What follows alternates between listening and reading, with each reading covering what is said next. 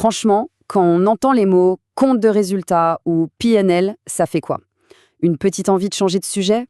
Peut-être même une petite goutte de sueur sur le front? C'est normal, hein. La finance, ça sonne souvent comme une langue un peu secrète, réservée à quelques initiés. Eh bien aujourd'hui, on va faire tomber ce mur. Oui, cette phobie du tableur Excel, elle est super répandue. On a l'impression que c'est un truc réservé à des experts qui, vous savez, mangent des chiffres au petit déjeuner. Pourtant, pour quiconque gère une équipe, ignorer son compte de résultat, son PNL, c'est prendre un risque énorme. Imaginez un peu le tableau. C'est comme si on essayait de faire décoller un A380 juste en se fiant à la sensation du vent sur son visage. C'est joli, c'est sûr, mais en général, ça se termine mal. Le PNL, ce n'est pas un outil fait pour nous compliquer la vie. C'est tout le contraire, c'est notre tableau de bord, clair, net et précis. Allez, on plonge dedans. Pour vraiment comprendre ce fameux PNL, on va faire un truc simple. On oublie les tableurs compliqués, à la place, on va imaginer une cascade. Vous allez voir, c'est beaucoup plus simple que ça en a l'air. Avant toute chose, le plus important, c'est de changer notre façon de voir les choses. Le compte de résultats, ce n'est pas juste une liste de chiffres froids. Non, c'est bien plus que ça, c'est l'histoire de ce qu'a fait une équipe, ses réussites, ses galères, racontées mois après mois. Et cette histoire, ce sont les managers qui l'écrivent tous les jours. Alors, cette cascade, regardez, sa logique est super simple. Tout en haut, il y a l'eau qui arrive en masse, ça c'est le chiffre d'affaires, c'est ce qu'on voit en premier. De cette eau, on enlève un premier niveau, les charges directes. Ce qui reste, c'est la marge brute. Ensuite, on retire un deuxième niveau, les charges fixes, comme les salaires ou le loyer. Et ce qui arrive vraiment tout en bas, dans le bassin, eh bien, c'est le résultat net. C'est ça le véritable indicateur de performance. Et ça, c'est vraiment le truc à retenir de tout ça. Parce que oui, annoncer un gros chiffre d'affaires, ça flatte l'ego, c'est clair, ça fait bien.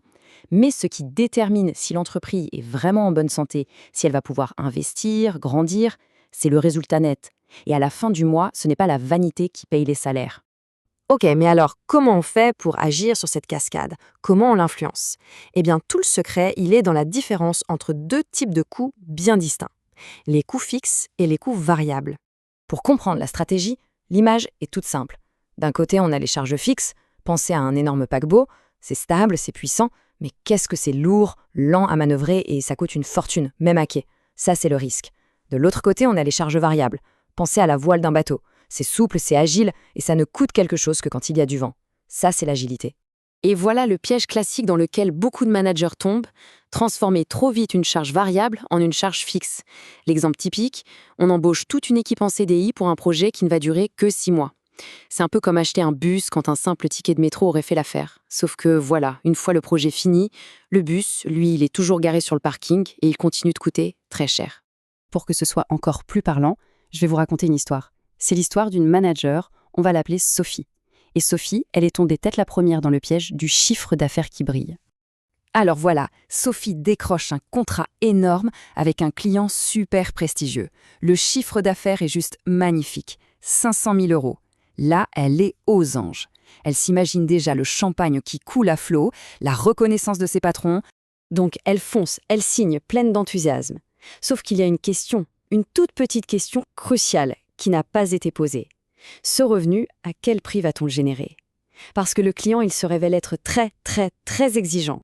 Et c'est là que le bas blesse. Pour satisfaire ce client, Sophie doit mettre ses meilleurs éléments sur le coup, à plein temps. Il faut payer des heures supplémentaires à n'en plus finir, acheter des licences logicielles qui coûtent un bras. Bref, 3 mois plus tard, le verdict tombe. Le projet a en fait coûté 550 000 €. Et là, la douche froide. La conclusion est brutale. Malgré ce chiffre d'affaires impressionnant, Sophie et son équipe ont travaillé comme des fous pour au final perdre 50 000 €. C'est la preuve qu'un chiffre d'affaires qui en jette peut en réalité cacher un désastre financier. Bon, qu'est-ce qu'on retient de tout ça? Et surtout, en quoi comprendre son PNL, ça peut complètement changer la donne quand on est manager? En fait, c'est tout simple. Chaque petite décision du quotidien, que ce soit acheter un nouveau logiciel, commander des fournitures ou prendre un stagiaire, eh bien, tout ça, ça atterrit directement dans une case du PNL.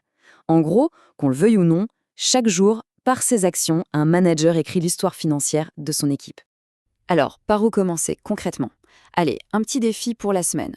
Allez voir son contrôleur de gestion ou son responsable financier et lui poser cette simple question.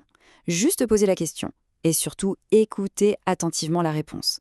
C'est vraiment le meilleur moyen de relier la théorie à sa propre réalité. Parce qu'au fond, maîtriser son PNL, l'objectif, ce n'est pas de devenir expert comptable, c'est bien plus que ça. C'est se donner la liberté de prendre des décisions vraiment éclairées, de pouvoir défendre ses projets avec des arguments qui tiennent la route. C'est ce qui fait passer de manager à leader business. La vraie question n'est donc pas de savoir s'il faut aimer les chiffres, mais plutôt est-ce qu'on a vraiment envie de piloter.